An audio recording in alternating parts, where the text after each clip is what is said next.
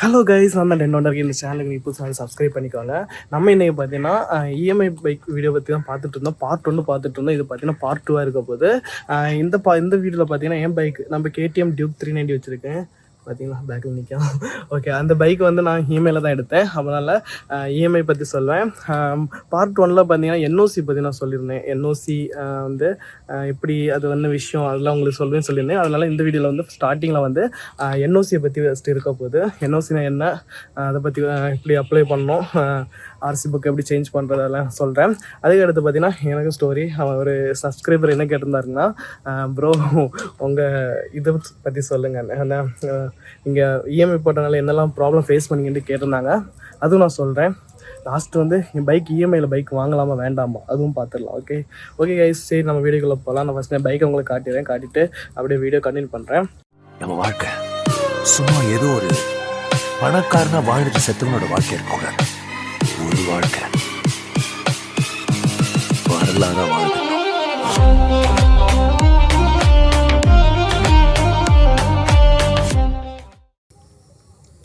Guys, இதான் பார்த்தீங்கன்னா எனக்கு பைக் பார்த்தீங்கன்னா கேடிஎம் டியூக் 390 ஜென்டோ.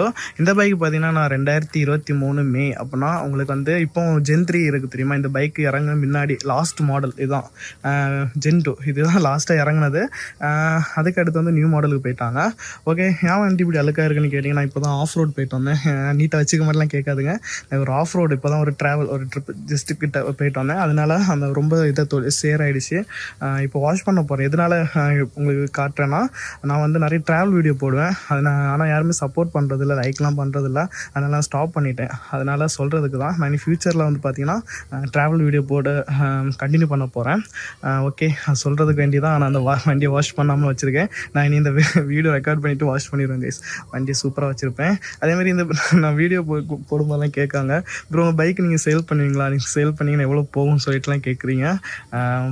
பார்ப்போம் கைஸ், அதுக்கெலாம் கொடுக்குறதா இல்லை. ஆனால் அப்படி மைண்ட் வந்துச்சு நான் சொல்கிறேன். இந்த பைக் பார்த்திங்கன்னா நான் வந்து 2 வருஷம் இஎம்ஐ கட்டி தான் எடுத்தேன். லோ அமௌண்ட்டெல்லாம் கொடுத்து நான் வீடியோவில் சொல்கிறேன் சரி கிளியராகிட்டு. ஃபஸ்ட் நம்ம வந்து பார்த்திங்கன்னா இது பார்த்துடலாம். என்ஓசினா உங்களுக்கு என்னென்னா பேங்க்லேருந்தே தந்துடுவாங்க கைஸ். நான் உங்களுக்கு தான் சொல்கிறேன், பார்ப்போம். ஓகே கைஸ், இதான் பார்த்தீங்கன்னா என்ஓசி, நோ அப்ஜெக்ஷன் சர்டிஃபிகேட். இது பார்த்தீங்கன்னா நீங்கள் வந்து பைக் இஎம்ஐ கட்டி முடித்த உடனே நீங்கள் எந்த பேங்க்கில் இஎம்ஐ போட்டிருக்கீங்களோ அவங்க வந்து உங்கள் கொரியரில் உங்கள் அட்ரஸில் உங்கள் கொரியரில் அனுப்புவாங்க. அப்படி இல்லாட்டா இப்போ பஜாஜ்னு என் தம்பி என்ன பண்ணான்னா அங்கே ஆஃபீஸில் போயிட்டு வாங்கினா, இல்லை அவங்க வந்து வாட்ஸ்அப்பில் மெயிலும் அனுப்புவாங்க. நீங்கள் மெயிலையும் செக் பண்ணி பார்த்துக்கோங்க. இது நீங்கள் கட்டி முடித்த உடனே அவங்க அனுப்புவாங்க. இல்லாட்டா நீங்கள் என்ன பண்ணணும்னா நீங்களாட்ட அவங்கள காண்டாக்ட் பண்ணணும். நான் இப்படி பண்ணிவிட்டேன், என்ன என்ஓசி வந்துட்டு நீ கேடிஎம் ஷோரூமில் கேட்டாலும் போதும். எந்த கம்பெனியில் பைக் எடுக்கிறீங்க நீங்கள் அந்த ஷோரூமில் போய்ட்டு கேட்டால் போதும். இப்படி எனக்கு என்ஓசி இன்னும் வரல, இப்படி வராட்டா கேட்டால் போதும். இல்லாட்டா உங்கள் கரியரில் அனுப்புவாங்க. அவங்க சொல்லுவாங்க, சரி அவங்க செக் பண்ணிட்டு சொல்லுவாங்க.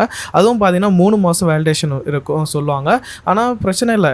ஓகே, இது வாங்கிட்டு நீங்கள் என்ன பண்ணணும்னா நீங்கள் வந்து ஆர்டிஓ ஆஃபீஸில் போய் கொடுக்க வேண்டியது இருக்கும். என்னென்னா மொத்தம் 2 விதமாக பண்ணலாம். ஒன்று பார்த்தீங்கன்னா ஆர்டிஓ ஆஃபீஸில் போயிட்டு நீங்கள் வந்து ஃபார்ம் 35 ஃபில் பண்ணி கொடுக்குறோம். அங்கே வந்து கம்ப்யூட்டர் சென்டர் இருக்கும். நீங்கள் அங்கே போனாலே அவங்களும் சொல்லி தருவாங்க என்னெல்லாம் பண்ணணும்னு சொல்லிட்டு. அவங்க கம்ப்யூட்டர் சென்டரில் கொஞ்சம் ரூபா வந்து கட்ட வேண்டியது இருக்கும்.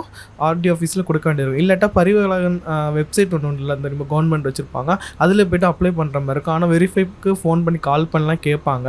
அதனால் நீங்கள் ஈஸியான வழி என்ன கேட்டால், நான் என்ன பண்ணேன்னா கிட்ட வந்து நம்ம டிரைவிங் ஸ்கூல் இருக்கும் தெரியுமா, அவங்கள்ட்ட கொடுத்தாலும் போதும், அவங்களே பண்ணி தருவாங்க.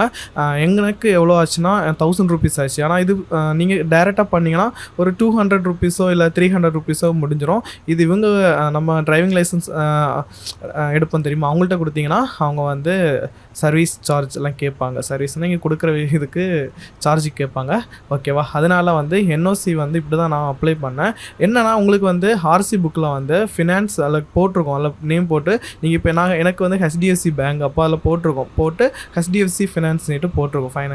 ஃபினான்ஸ் ஓகே, அவங்க நேம் போட்டிருக்கோம். இனி நீங்கள் வந்து கொடுத்துட்டிங்கன்னா உங்களுக்கு புதிய ஆர்சி புக் உங்களை ஆர்டிஓ ஆஃபீஸ்லேருந்து புதிய ஆர்சி புக்கை ரெடி பண்ணி தருவாங்க. அது பார்த்தீங்கன்னா நீங்கள் அப்ளை பண்ணி 1 வீக்குள்ளே உங்களுக்கு கொரியரில் உங்களுக்கு அட்ரஸ்லுக்கு அனுப்பிவிட்ருவாங்க. ஓகேவா, இவ்வளோதான் என்ஓசி. ஓகே, அதுக்கடுத்து பார்த்தீங்கன்னா இந்த பைக்கை சொல்கிறேன். இந்த பைக் பார்த்தீங்கன்னா நான் ஆல்ரெடி சொல்லியிருந்தேன் ஸ்டார்டிங்கில், கேடிஎம் டியூக் 390. ஓகே, இது பார்த்தீங்கன்னா 2023 last gen 2 model May month இந்த பைக்கை எடுத்தேன். ஜென் 3 பார்த்தீங்கன்னா செப்டம்பரில் இறங்குச்சு. நான் எடுத்து 3 மந்த்ஸில் தான் இறங்கிருச்சு. ஓகேவா, இந்த பைக் நான் எடுக்கும்போது பார்த்தீங்கன்னா ஆன் ரோட் ப்ரைஸ் பார்த்தீங்கன்னா 3,58,000. ஓகே, நான் அப்போ டவுன் பேமெண்ட் பார்த்தீங்கன்னா நான் வந்து 1 lakh கொடுத்தேன்.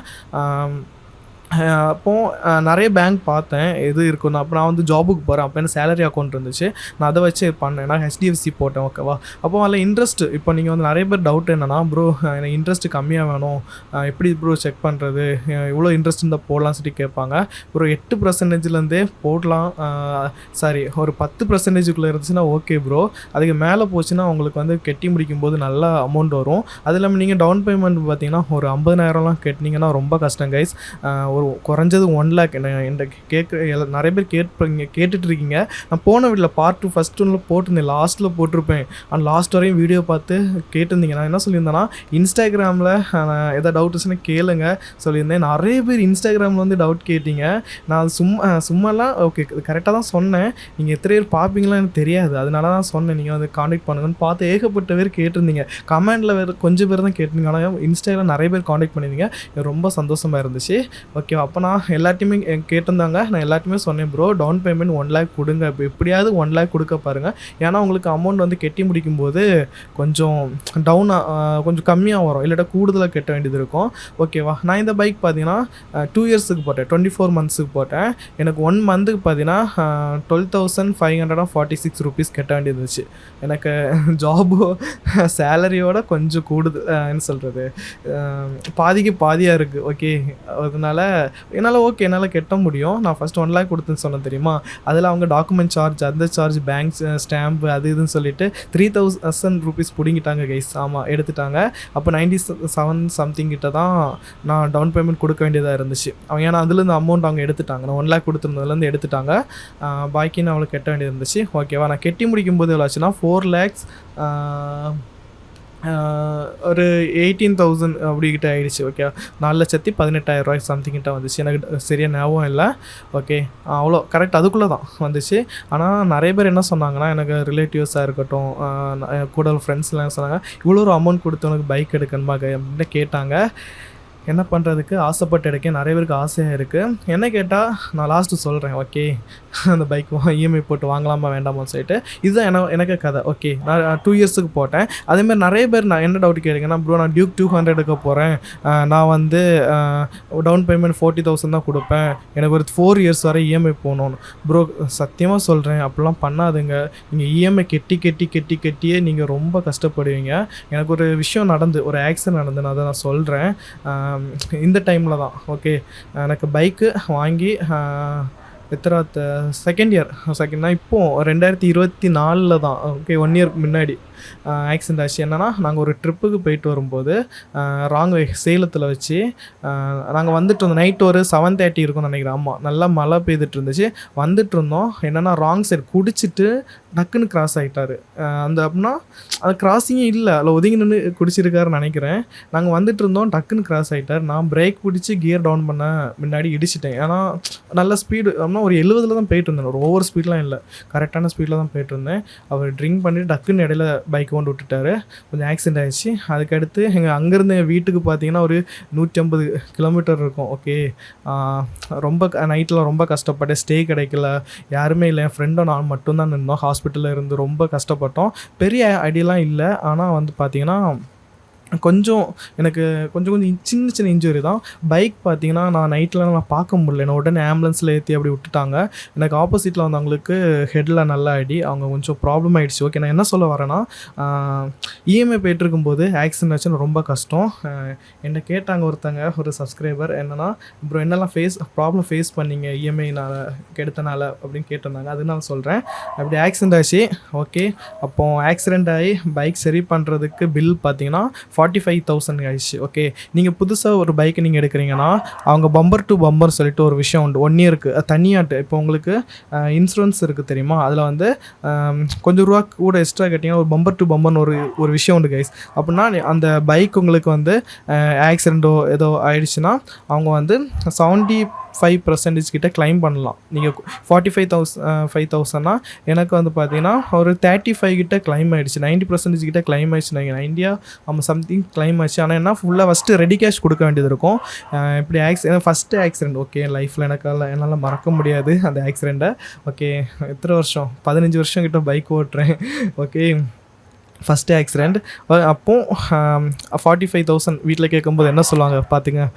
உடனே கஷ்டப்படனா வீட்டில் தந்தாங்க, கொடுத்தேன். கிளைம் ஆச்சு. கிளைம் ஆகக்கு ஒரு 2 வீக்ஸ் கிட்ட ஆகிடுச்சு கிளைம் ஆகி வரதுக்கு. ஏன்னா வெரிஃபை பண்ணிவிட்டு அடுத்து தான் அவங்க வேலை தொடங்குவாங்க.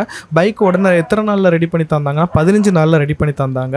ஓகேவா, இது ஒன்று. அப்போது நீ 45,000 அந்த வந்து பார்க்கணும். அது இல்லாமல் இஎம்ஐ அமௌண்ட்டும் பார்க்க வேண்டியது இருக்கும். இஎம்ஐ அமௌண்ட் ஆல்ரெடி சொன்ன மாதிரி 12,500 சம்திங். ஓகே, அப்போ பார்த்துக்கோங்க எவ்வளோ ரூபா எக்ஸ்பென்ஸ் ஆகுதுன்னு சொல்லிட்டு. அது மாதிரி நான் 390 சொல்கிறேன். மைலேஜ் வந்து ரொம்ப டவுன் தான். எனக்கு வந்து 18 கிடச்சதான் உண்டு, 20 கிடச்சதான் உண்டு, 25 கிடையாது. ஹை மைலேஜ் பார்த்தீங்கன்னா லாஸ்ட்டாக நான் ஒரு ட்ரிப்புக்கு போயிட்டு வந்தேன். எனக்கு 27 கிட்ட கிடச்சி. எதனால எவ்வளோ கிடச்சின்னு தெரில. அது அடிக்கடி மாறி மாறி கிடைக்கிது. சில நேரம் 18 கிடைக்கும். அப்போ பெட்ரோல் பார்த்தீங்கன்னா அதுவும் ரொம்ப சார்ஜ் ரொம்ப அதிகம். அதுவும் நீங்கள் பார்த்துக்கணும். ஓகே, டியூக்கு கேடிஎம் சைடு வந்தாலே பெட்ரோல்லாம் கொஞ்சம் இதுதான். ஓகே, நீங்கள் அதை தெரிஞ்சுக்கோங்க. ஓகே, இது ஒன்று பார்த்தீங்களா. அதுக்கு அடுத்து இன்னொரு ஆக்சிடென்ட் நடந்துச்சு. அது எப்படின்னா பைக் ரெடி பண்ணி எடுத்து நெக்ஸ்ட்டு டே அப்போனா நான் பைக் ரைட் பண்ணலாம், என் ஃப்ரெண்டு ரைட் பண்ணால். அதுவும் ஒரு மழை பெய்யும் போது அது யாருக்கு மேலே தப்பு இல்லை கைஸ். ஒரு என்ன சொல்கிறது, ஒரு ஓடையில் ஒரு என்ன சொல்கிறது கொண்டு விட்டுட்டான். அது பார்த்தீங்கன்னா பைக் பார்த்தீங்கன்னா ஒரு 27,000 கிட்ட ஆகிடுச்சு. அப்போ நாங்கள் கிளைம் பண்ணல, கையில் அந்த அமௌண்ட் போட்டு தான் சரி பண்ணோம். அது ஒரு பிரச்சனை பார்த்தீங்கன்னா. நெக்ஸ்ட்டு மந்த் பார்த்தீங்கன்னா அடுத்த பிரச்சனை இப்படி ஆகி போச்சு. நான் ஜாபுக்கு போகல. 1 மந்த் ஒரு 1 மந்தில் பாதி டேஸ் போகலன்னு நினைக்கிறேன். அப்படி ஒரு ப்ராப்ளம் வந்துச்சு. ஓகே, அது மாதிரி கேட்டிங்கன்னா அடுத்து service. First service, second service, third service easy தான் கைஸ் தான். நீங்கள் இஎம்ஐ போட்டிங்கன்னா 1 இயர் வந்து 1 இயர் இஎம்ஐ போட்டிங்கன்னா நான் ஒன்றுமே சொல்ல மாட்டேன், ஈஸியாக போயிடும். 1 இயர் இஎம்ஐ வந்து ஈஸியாக கட்டிடலாம் கைஸ். ஆனால் 2 இயர்ஸுக்கு 3 இயர்ஸ்லாம் போட்டிங்கன்னா 4 இயர்ஸ்லாம் நினச்சி கூட என்னால் பார்க்க முடியல. ஏன்னா அவ்வளோ கஷ்டம் இருக்குது இஎம்ஐ. நீங்கள் சம்பாதிக்க அமௌண்ட் வந்து இஎம்ஐயில் போயிட்டே இருக்கும். உங்களுக்கு சேவிங்ஸ் இருக்காது, உங்களுக்கு பிடிச்சது ஒன்றும் வாங்க முடியாது. ரொம்ப கஷ்டமாக இருக்கும் கைஸ். ஏன்னா எனக்கு எக்ஸ்பீரியன்ஸ் தான் நான் ஃபுல்லாக சொல்லிகிட்ருக்கேன். நான் எக்ஸ்பீரியன்ஸ் யாருக்கும் கதை கேட்டுறேன்னு நினைக்கிறாதுங்க. என் எக்ஸ்பீரியன்ஸ் தான் நான் சொல்லிகிட்ருக்கேன். ஓகேவா, நான் கேடிஎம் பைக் எடுத்தாலும் என்னால் அனுபவப்பட்டேன். ஆனால் உண்மையாக ஒன்று சொல்கிறேன், நான் ஆசைப்பட்டு வாங்கினேன். என்னால் பார்க்க முடியுது பைக்கை. நான் மைலேஜ் கிடைக்கலன்னு சொல்லிட்டு நான் ஃபீல் பண்ணதே கிடையாது. ஆனால் கொஞ்சம் தியாகம் பண்ணியிருக்கேன். இப்போ நான் இப்போ ஃபுட்டு பிரியாணி வாங்கலான்னா ஓகே கொஞ்சம் கம்மி பண்ணிக்கலாம், பெட்ரோல் போட்டுக்கலான்னு சொல்லிட்டு நான் அதை கொஞ்சம் சாக்ரிஃபைஸ் பண்ணி தான் நான் இது பண்ணுவேன். கொஞ்சம் ஹேண்டில் பண்ணு. ஓகே பரவாயில்ல, எனக்கு மேனேஜபிள் தான். அதை நீங்கள் பார்த்துக்கணும். உங்களுக்கு சேலரி எவ்வளோ அமௌண்ட் இருக்குது, இந்த பைக் உங்களால் மெயின்டைன் பண்ண முடியுமா, டவுன் பேமெண்ட் இவ்வளோ கட்ட முடியுமா, ஓகே இதெல்லாம் பார்த்து எடுங்க. ஓகே, வேறு என்ன சொல்ல நினச்சேன்னா, இந்த பைக்கு வாங்கலாமா வேண்டாமா, இஎம்ஐயில் பைக் வாங்கலாமா வேண்டாமான்னு கேட்டிங்கன்னா சத்தியமாக நான் சொல்கிறேன், நீங்கள் வந்து என்ன கேட்டால் நான் வேண்டாம் தான் சொல்ல. முடிஞ்ச அளவுக்கு நீங்கள் வந்து ரெடி கேஷில் வாங்க பாருங்கள். இல்லாட்டா லோன்லாம் இது பண்ணுவாங்க தெரியுமா, பேங்க் இல்லாமல் தனியாட்டு சீட்டு போட்டு ஏதோ சொல்லுவாங்க, அப்படிலாம் ட்ரை பண்ணி பாருங்கள். அது கம்மியாக இருக்கும்னு நினைக்கிறேன். ஆமாம், ஆனால் இஎம்ஐ போட்டிங்கன்னா ரொம்ப கஷ்டம் கைஸ். நிறைய பேர் ஃபேமிலி வச்சு இஎம்ஐ போடுவீங்க. அதெல்லாம் பார்த்துக்கோங்க. உங்கள் ஃபேமிலியால் கட்ட முடியுமா, உங்கள் காலேஜ் படிக்கிற ஸ்டூடெண்ட்ஸ் இருப்பீங்க, உங்கள் காலேஜ் ஃபீஸும் கட்டணும், உங்களுக்கு வந்து இஎம்ஐயும் கட்டணும். அதெல்லாம் பார்த்து கொஞ்சம் உஷாராக இருங்க. இப்போ இந்த கேடிஎம் பைக்குன்னு நான் சொல்லலை, எல்லா பைக்குக்கும் இதே கதை தான். ஓகே, ஆனால் கேடிஎம் என் சைடு என்ன நெகட்டிவ்னால் உங்களுக்கு சர்வீஸ் அமௌண்ட்டு கொஞ்சம் அதிகமாக வரும். கொஞ்சம் எக்ஸ்பென்ஸ், கொஞ்சம் பார்ட்ஸ் எல்லாமே கொஞ்சம் அதிகம். பில்ட் குவாலிட்டி நிறைய பேர் சொல்லுவாங்க இது பிளாஸ்டிக் வண்டி, அப்படிலாம் இல்லை கைஸ். உண்மையில் ஓகே நான் ரொம்ப குவாலிட்டின்னு சொல்ல மாட்டேன், ஓகே தான். ஏன்னா என்னை ஆக்சிடென்ட் ஃபஸ்ட்டு சொன்ன தெரியுமா, அந்த ஆக்சிடெண்ட்டில் பார்த்தீங்கன்னா எனக்கு ஃப்ரண்ட்டு ஹெட்லைட் போயிடுச்சு, எனக்கு முன்னாடி வீல் இருக்குது தெரியுமா, அந்த வீல் வந்து கிராக் விழுந்துருச்சு, டயரு பார்த்தீங்கன்னா கிராக் ஒரு வெட்டு விழுந்துருச்சு சைடில். அதுமாதிரி கோன் செட்டு ஃப்ரெண்டில் இருக்குது தெரியுமா, அதுவும் ஒன் சைடு வந்து லீக் ஆக தொடங்கிடுச்சு. ஆனால் அங்கேருந்து எங்களுக்கு வீட்டுக்கு வர நான் சொன்ன மாதிரி 150 கிலோமீட்டர் கிட்ட ஆகும். ஆனால் அந்த பைக்கில் தான் நாங்கள் வந்தோம். ஆனால் ஒரு 90 அப்படின்னா வீட்டுக்கு போனால் போதும், அந்த அளவுக்கு கேஸு ஆகலை. ஏன்னா நம்ம சைடு பார்த்தீங்கன்னா புக்கு பேப்பர்லாம் எனக்கு ஒரே ஒரு ப்ளஸ் பாயிண்ட்னா பைக்கு புக் பேப்பர் டாக்குமெண்ட் எல்லாம் கிளியரு. நம்ம கரெக்டாக தான் வந்தோம். ஆப்போசிட்டில் அவங்க குடிச்சிருந்தாங்க, அதனால அவங்க குடிச்சிருந்தாங்க, ராங் சைடில் வந்தாங்க. இந்த 2 விஷயத்துல தான் நான் என்னால் தப்புனேன். இப்போ பைக்கில் லைசன்ஸ் இல்லை டாக்குமெண்ட் லிஸ்ட் இல்லைடா பைக்கு கிடச்சிருக்காது. போயிட்டு நீ வீட்டுக்கு போய்ட்டு திருப்பி வந்தால் சொல்லியிருப்பாங்க. நீ டாக்குமெண்ட் இருந்தனால அடுத்த நாளைக்கு மார்னிங் ஒரு 9 மணிக்கு போல் நான் பைக் எடுத்துகிட்டு நாங்கள் கிளம்பிட்டோம். ஓகேவா, ஃபைன் ஒன்றுமே கட்டலை. கேஸ் போடுறீங்களான்னு கேட்டிருந்தாங்க, கேஸ்லாம் போடல. அதான் புல்லட் குவாலிட்டி பற்றி சொல்கிறேன். அங்கேருந்து 150 கிலோமீட்டர், இந்த ஆக்சிடென்ட் ஆன அப்புறம் 150 கிலோமீட்டர் ஓட்டியிருக்கேன். அலைவில் இது இருந்துச்சு, அதனால் கிராக் இருந்துச்சு, டயர் இதாக இருந்துச்சு, எல்லாமே இருந்துச்சு. இந்த ஃபோட்டோஸ்லாம் இருந்துச்சு, ஆனால் மிஸ் ஆகிடுச்சு. ஓகேவா, ஓகே. நேராக நான் ஷோரூமில் போய் வண்டியை கொடுத்துட்டு இப்படி எனக்கு இது க்ளைம் பண்ணணும் அப்படிலாம் சொன்னேன். அவங்க உடனே அவங்க எல்லாம் ரெடி பண்ணிட்டாங்க. பைக்கெல்லாம் இன்சூரன்ஸ் வச்சு க்ளைம் பண்ண எல்லாமே தொடங்கிட்டாங்க. எல்லாம் முடிஞ்சிருச்சு. ஓகேவா, அதான் என்ன அனுபவப்பட்டேன்னா, நீங்கள் இஎம்ஐயில் பைக் எடுக்கிறீங்கன்னா பைக்கை சேஃபாக வச்சுக்கோங்க. ஏதாவது ஆக்சிடெண்ட்டோ இல்லாட்ட வேறு ஏதாவது நீங்கள் வேறு யாரை வந்து இடிச்சிட்டாங்களோ எல்லாம் நிறைய பிரச்சனை ஆகும் கைஸ், அதனால் பார்த்துக்கோங்க. ஓகேவா, இதான் இஎம்ஐ பற்றி எனக்கு ஸ்டோரியும் சொல்லியிருக்கேன், இஎம்ஐ பற்றியும் சொல்லியிருக்கேன். இன்னும் கொஞ்சம் நிறைய டீட்டெயில்ஸ் தெரியும். ஆனால் பார்ட் 1 நான் வந்து டிஸ்கிரிப்ஷனில் கொடுக்குறேன். பார்ட் 1 நீங்கள் பாருங்கள். ஓகேவா, டவுட் இருந்துச்சுன்னா இன்ஸ்டாகிராம் ஐடி வந்து டிஸ்கிரிப்ஷனில் கொடுக்குறேன். நீங்கள் எனக்கு வந்து மெசேஜ் பண்ணுங்கள், நான் உடனே ரிப்ளை பண்ணுவேன். நான் வந்து ஃபுல் டைம் இன்ஸ்டாகிராமில் ஆன்லைனில் தான் இருப்பேன். ஓகேவா, முடிஞ்ச அளவுக்கு லைக் பண்ணி சப்போர்ட் பண்ணுங்கள். நம்ம இனி ட்ராவல் வீடெலாம் இது நடத்த போகிறோம், வீடியோ போட போகிறோம். ஓகே, அதனால் நீங்கள் வந்து முடிஞ்சளவு சப்போர்ட் பண்ணுங்கள். வேறு என்ன, இனி என்ன வீடியோ போடலாம் சொல்லிட்டு நீங்கள் வந்து கமெண்ட் பண்ணுங்கள். அதே மாதிரி நம்ம வீடியோ ரெடி பண்ணி போடுறோம். சரியா, ஓகே கைஸ். ஏதாவது சொல்ல மிஸ் பண்ணியிருப்பேன் கண்டிப்பாக, ஏன்னா எழுதி வச்சுன்னு எல்லாம் பேசலை. ஓகேவா, நான் என் மனசில் என்ன இருக்கோ அதை அப்படியே டேரெக்டாக பேசியிருப்பேன். நிறைய விஷயம் நான் நினச்சி வச்சுருப்பேன், ஆனால் அது மறந்துருப்பேன் சொல்கிறதுக்கு. ஏதாவது டவுட் இருந்துச்சுன்னா கமெண்டில் கேளுங்க, அப்படி இல்லாட்டா இன்ஸ்டாகிராம் வந்து எனக்கு மெசேஜ் பண்ணுங்கள், கண்டிப்பாக நான் ரிப்ளை பண்ணுவேன். ஓகே கைஸ், அடுத்த வீடியோவில் பார்க்கலாம். பை.